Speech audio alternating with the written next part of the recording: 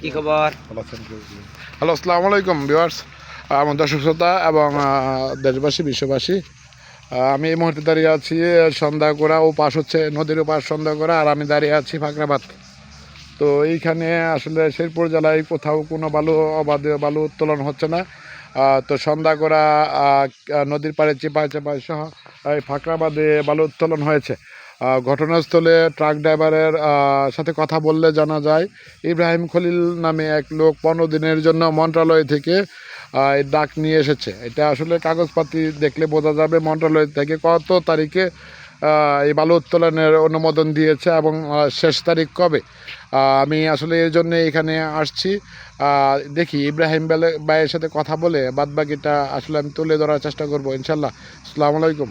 আমি নূর মোহাম্মদ আল উসমান। সালাম দেওয়ার আগে, আমি নূর মোহাম্মদ আল উসমান, দৈনিক স্বদেশ বিচিত্রা স্টাফ রিপোর্টার। এই মুহূর্তে ফাঁকরাবাদ সন্ধ্যাগড়া নদীতে অবস্থান করছি। আসসালামু আলাইকুম।